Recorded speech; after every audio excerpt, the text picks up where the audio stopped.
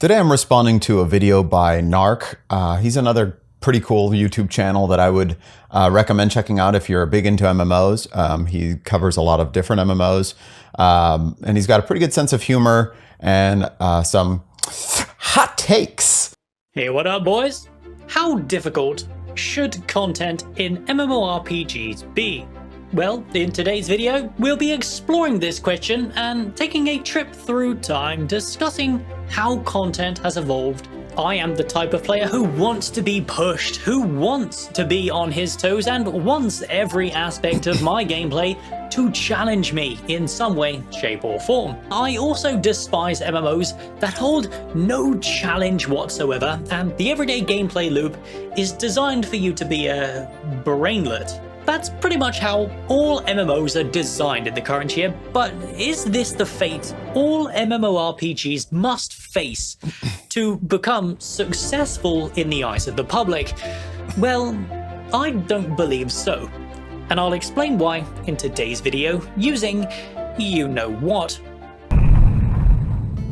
So I think it's best if we started this video right at the beginning. The MMOs that pioneered this genre. EverQuest, Ultima Online, Lineage, and all the other MMOs that came before the first major pivot point for this genre's growth. Back in the early days, this genre was extremely unforgiving. Combat in EverQuest in particular wasn't difficult per se, it was almost AFK, letting your character sheet do most of the work. The active gameplay, at least during the leveling process, was very, old school. And that's okay. This style of gameplay would continue throughout the years as more MMOs released, such as RuneScape and Lineage 2. Both very rolling of the dice style gameplay with hardly any kind of moment-to-moment control over your characters. Back then, the difficulty didn't derive from the content itself, as the gameplay wasn't very interesting. Instead, the difficulty came from how these encounters were tuned to your character's stats. You were at the mercy of RNG,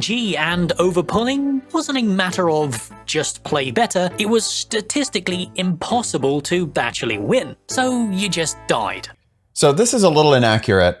Yes, of course, if you're just a level 4, or obviously if you're playing something like a warrior or a monk, something that is just going to mostly attack. Of course, monks get mend in EverQuest. Yes, you are going to just kind of sit there and hope that your loot is good enough to take out the null pup that's in front of you. But that's not where the difficulty, or rather the challenge of things like EverQuest came. It came from knowledge mostly. There's really two sources of skill in EverQuest and these classic games. One of them is knowledge. It's knowing where things are, where I should be, how I should level up, what this enemy can do. If I'm overwhelmed, I know before I die, I can run away. So knowledge was very, very big.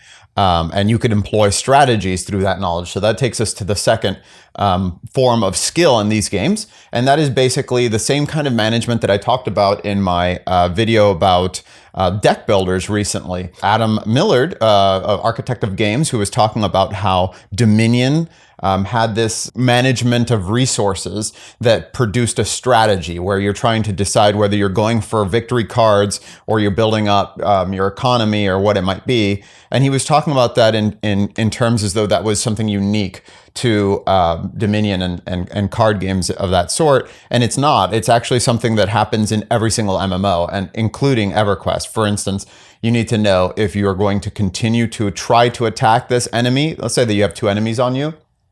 You're getting attacked by 2 enemies at once. You don't have a crowd control, so you're trying to decide how quickly can I kill this enemy, and I need to heal myself during this process perhaps, because otherwise I'll definitely die.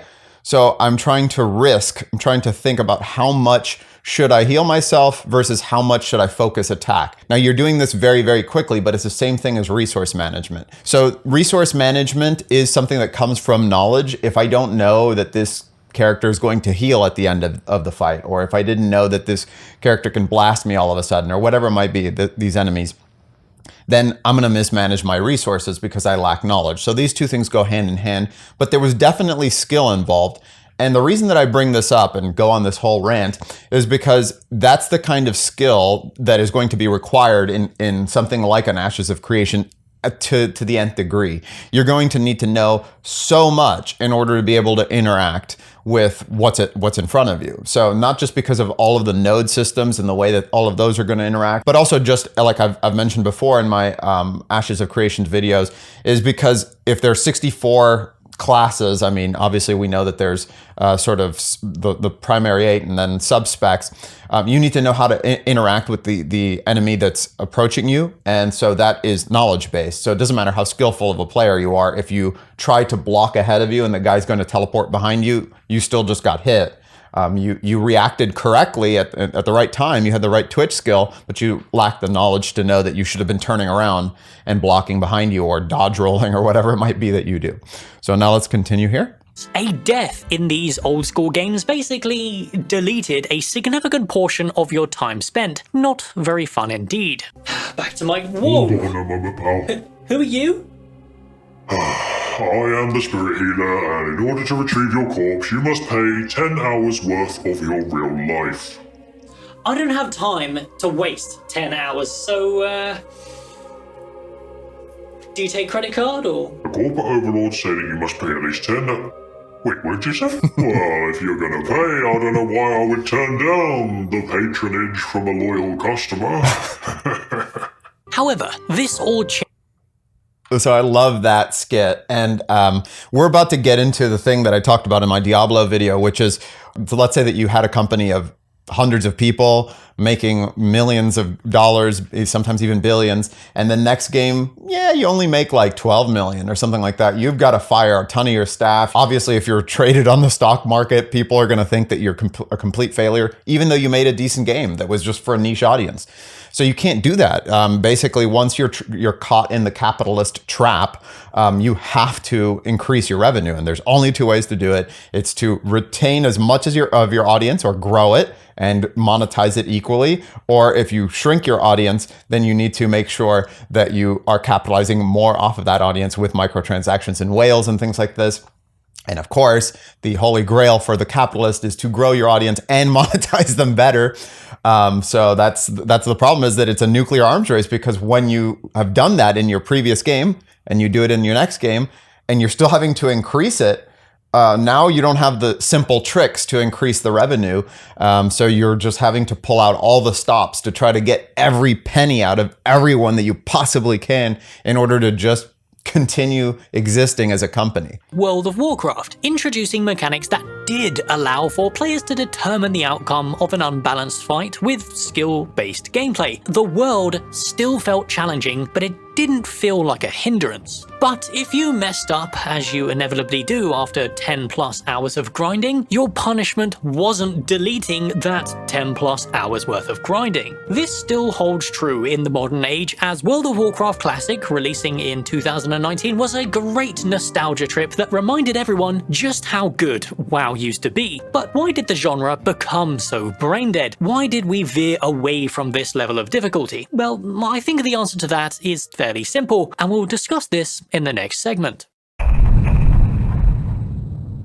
So here we go. Since WoW exploded and reached the heights that it did back in Wrath of the Lich King, the game's been on a slow downward trend. The looking for group system in patch 3.3. It took a genre that was highly social in nature and completely removed the social requirements, and ever since they automated this process, WoW has just become less and less fun. However, in 2014, there was an MMORPG released that dared to bring back the social aspects and difficulty that we had 10 years prior.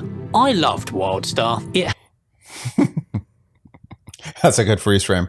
But yeah, I mean, I think that he's right, that obviously that's another thing that I mentioned in my EverQuest video. I think that losing the MMO aspect of the MMORPG has been a travesty to people who really enjoy it. Obviously, there is something else at play here, which we just talked about, which is the monetization factor, the economics of the game. When you're a developer, and this is true for World of Warcraft, and you're looking at, we're losing 80% of our user base between the levels of 8 and 18 or something like that. You're just trying to smooth out that process, refine it, take out all the rough edges. And of course, you're seeing that the quitting factors spike when they've died, probably, right? So you're trying to minimize deaths because all you're trying to do, while your corporate overlords are forcing you to do, is to make sure that you're not losing players. Like, let's try to lose the minimal amount of players. And when you're doing that, part of that is going to be basically doing away with difficulty altogether, because difficulty, while yes, it's going to retain a small percentage of players that otherwise would go away if it was just too easy, it's going to actually lose more players than it's going to gain. Now, it's a little different when you're talking about how the end game is going to be, because at that point, I think that the Pareto principle, the 80-20 rule, which is actually more, of course, like as people know, is 90-10 or 95-5, where 5% of the player base is going to make up 95% of the played time and things like this. You can't combat that. That's just going to be people's lifestyles. That's going to be people who are willing to devote so much time and effort into a game as I have before, and there's just some people that won't. And there's nothing you can do. You can make it as easy as you want. You can make it as cinematic as you want. They just want to come in there, play for 2 hours and get back to their real life, and that's it. So I think it's wrong to chase that level of engagement, and I'm not sure that Blizzard is trying to do that, but they are actively trying to, and have been trying to for the past more than a decade, to refine the whole game process to the point where so many of the edges have been smoothed out that to the people that are interested in a challenging game, well, there's nothing there. There's no snags left. It's just one lubricated slide into the end game. Had fantastic gameplay, innovated on combat with its interesting telegraph-based tab hybrid, introduced a plethora of horizontal type progressions through their job and crafting systems, complemented by some of the best housing we'd ever witnessed in the MMO genre to date. But for me, the most important thing that WildStar did was that it brought back hard as nails vanilla WoW style group content. However, despite this ultra hype MMORPG doing almost everything right, in practice, people just don't like the rigid raid numbers and sheer difficulty available to all the group content. WildStar's difficulty was considered a hindrance rather than a challenge. Now, I didn't actually try WildStar when it came out. I was sort of deep in development of Pop-Up Dungeon at the time, but I might have to give this a go. Let me know in the comments if you've played WildStar. Let me know if you recommend that I try it, or is it still even available? Is it still alive at all? Let me know in the comments.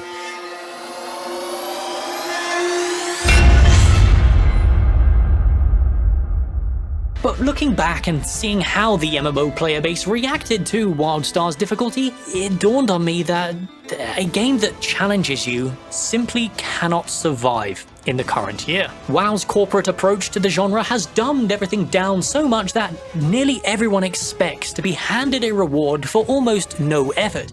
So will we ever see an MMORPG again that challenges us in the same way our old school MMOs did? A perfect mix of player control, skill, and mob difficulty? Well, from a corporate published MMO, most certainly not. Corporate will never take that kind of risk because, as history has taught us, creating accessible, easy content is just easy money in the current year. I think that he understands it, but to expound on that, it is just not a risk. It's a known variable. Like you know that if you have this level of difficulty, you're literally just going to remove this portion of the audience.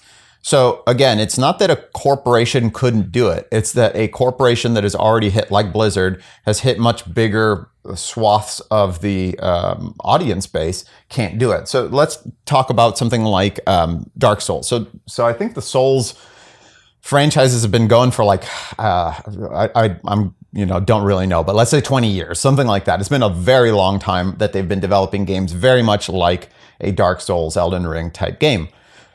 They have had that player base and tried to grow it out just based on reputation very slowly over time. Now, let's say that they had created an Elden Ring that's very accessible, right?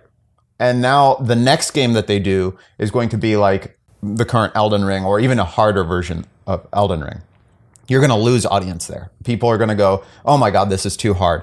And so that contraction is the thing that most companies can't handle. Nearly all of our currently popular MMOs offer a world that is just brain dead in difficulty, so why fix what's not broken? But that's exactly the point. The MMORPG genre is broken. This is no longer a genre that garners the kind of numbers it did back in its peak. It's slowly dying, and I believe the lack of challenge and satisfying reward is one of the main reasons. I agree with that. I think that I've said that as well, that we kind of need another step. The thing that took, MUDs at the time, like Gemstone and Dragon Realms to the next level was things like, I mean, I know there's Meridian, but really it was EverQuest that brought it into the 3D space. Then the thing that took EverQuest's success and added to that was really World of Warcraft, where you just added more gameplay. It was more skill based. It was more interactive. It felt like every class had plenty of skills and things to do.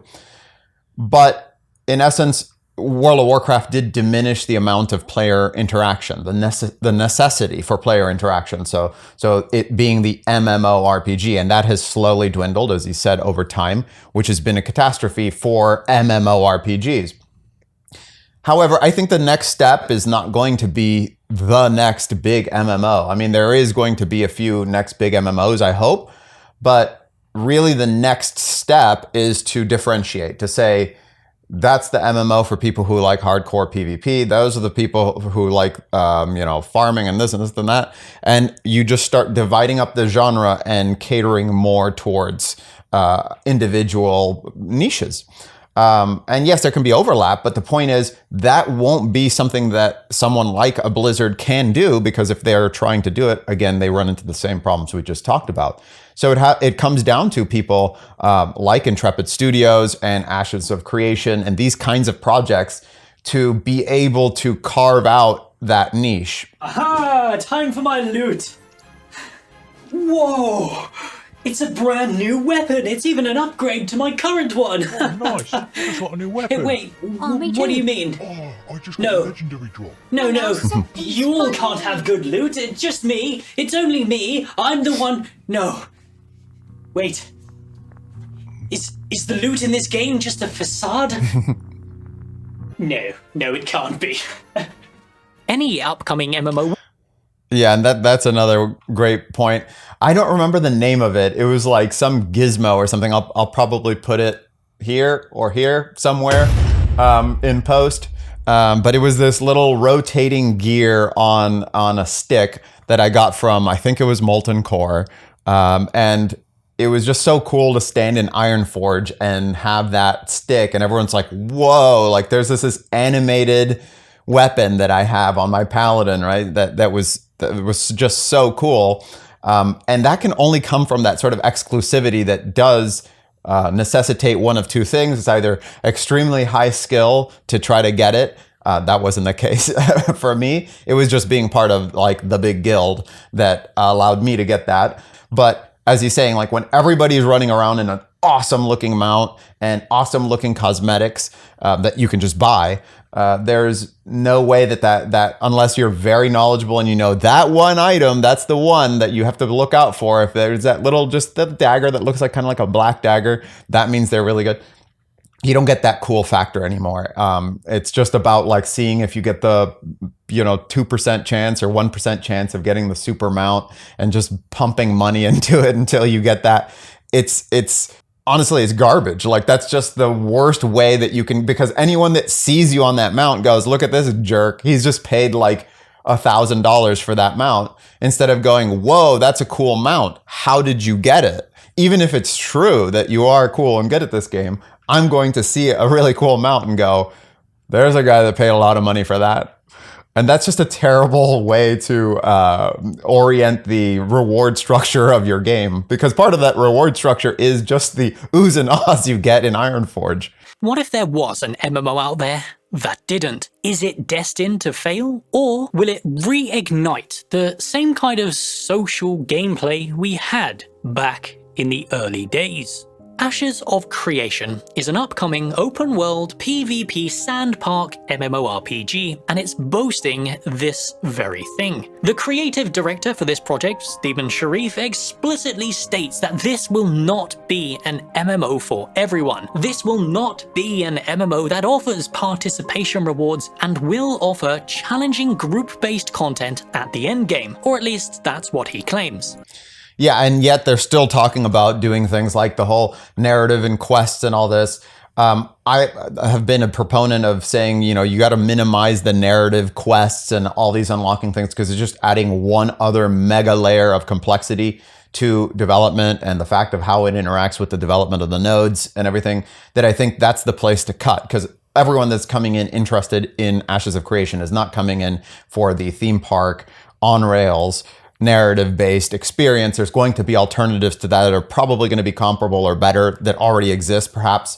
What we're coming in for is for that world development, political structure, intense economic experience and all this sort of stuff that is then centered around an engaging PvP, PvE, open world sandbox experience.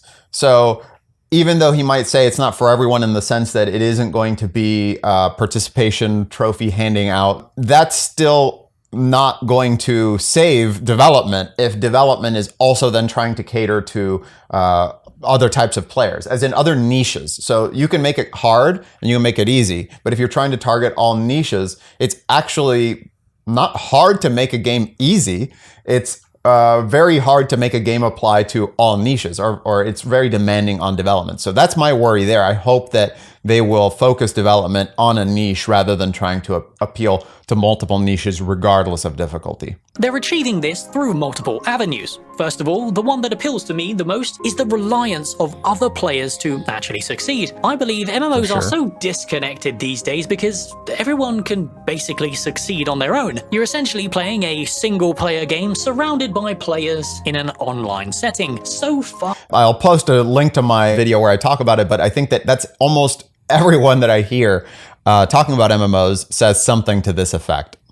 From what MMOs used to be, that it's not even funny. MMOs are not defined by 20 people in an instance constantly wiping to bosses. MMOs are defined by their very name: massively multiplayer, online, role-playing games. Word. You need other players to help you succeed in Ashes of Creation. Being an open-world PvP game, the threat of other players is a major reason to play together in the first place. However, you cannot create an open-world PvP game without compelling PvE to complement it, and there's a lot of concerns for how Ashes of Creation's general gameplay loop will feel. But once again, Stephen himself puts these concerns to rest as he states the open world will challenge us not only as solo.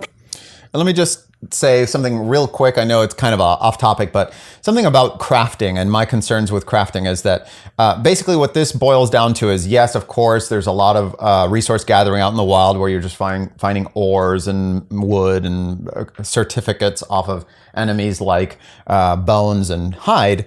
That's fine that you're having to craft something with that. But when you're then having dragons involved and you're having dungeons involved and quests involved or anything like that, you're going to want a reward for that content.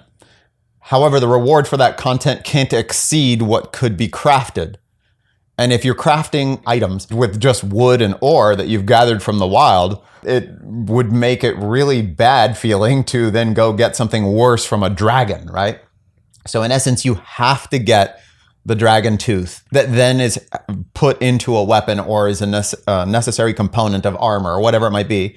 And so what you're actually doing is you're diminishing the impact of the reward that you're getting from the big quest or mob out in the wild. So that's always a very big concern for me when crafting becomes the way to go, is that then the reward loop for this type of content like raid bosses, you actually interrupt that loop, and that loop is very important psychologically to be able to come in, do work, get reward. I mean, that's one of the things that's most intoxicating about RPGs is RPGs mimic the reward structure of reality, of nature, better than our current reality does. What I mean by that is I used to go out and hunt if I shot my arrow, hit the whatever deer, I field dress the deer, and I've got deer meat there, then and there. And I come back and my village or whatever it is celebrates the fact that I got a deer because now everyone gets to eat.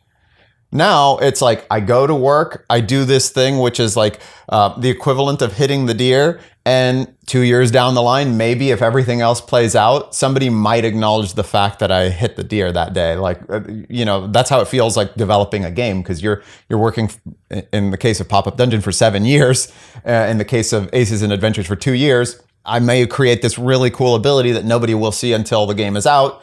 And even then you don't know. So the amount of effort that you put into and the reward that you get from that effort has a big separation in our reality. And that's applicable to a lot of professions. Whereas something in an RPG is usually just, I did the thing, I completed the quest, I get the reward immediately. And that's more like how the human psychology is more or less programmed to seek rewards. Yes, we can plan ahead. Yes, we can start storing things up. But for the most part, a lot of our interactions was grab the fruit, eat the fruit. It's that relationship that we've broken over this having to work for 20 years to finally get your retirement or whatever it is. All right, so enough of that.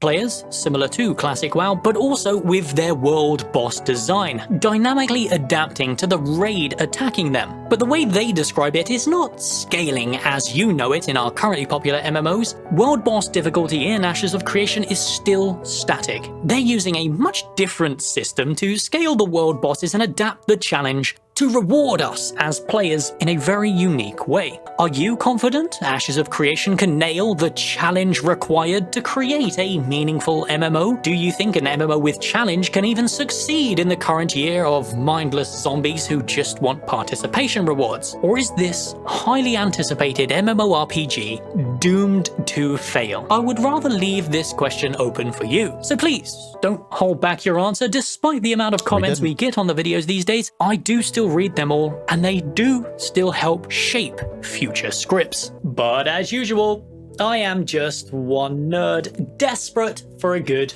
MMO. But Narc, I hate being challenged. I just want to switch off my brain after work and get rewarded. And to that I say, listen kid, if you think you should be rewarded just for turning up, then I don't know, man. Maybe MMOs just aren't for you anymore. You've probably outgrown this genre. So that's a good point. And I've also addressed this before, which is to say, I don't think that it's impossible to have both, and especially with something like an Ashes of Creation. So let's talk about my wife, shall we?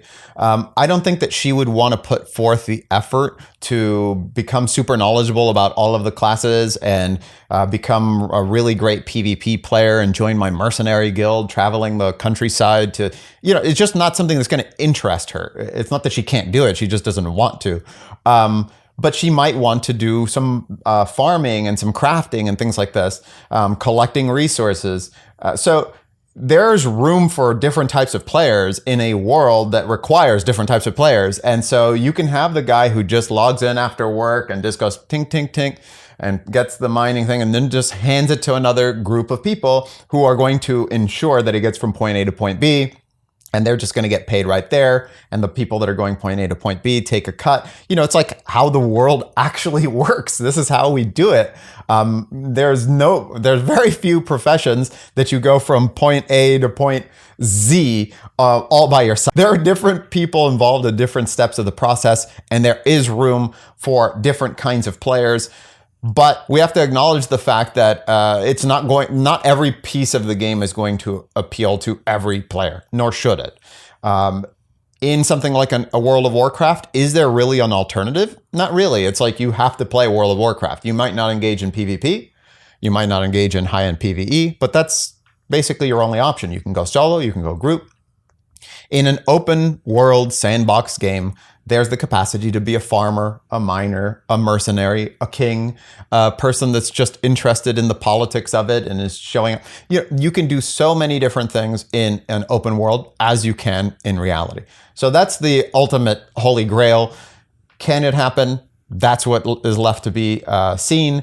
I'm still tentatively hopeful that we can get something that will be good, but it is not something that necessarily is going to be perfect, you know, and we just have to admit and accept that that's just the way that things are, that's the way things are going to be, and not be disappointed when things are not perfect, especially not right, straight, first alpha gameplay. You know, it's going to be rough. In Ashes of Creation, initially, there's going to be little systems that'll be exploited. I mean, this happens in all games, like say New World. But you're going to eventually, hopefully, get to a refined enough product that is actually going to deliver on the promise. So that's my hope. But let me know if you are still hopeful as I am. If you think that it's just so far away that it's impossible to tell, I think that's another valid stance. I think that unfortunately we're not going to be seeing something in a release state for Ashes of Creation for many years. I could be surprised. It could be that they're keeping a lot very, very secretive and that they're just releasing these tiny nuggets, but really they've got this a lot of progress done. But that's how it looks like. So please leave a comment below, like if you like the video, and subscribe if you want to see me respond to more videos. Just tell me which ones I might be interested in responding to, or that you'd want to hear my thoughts on. I'm very happy to share them, as you may have gathered. And so I'll see you next time.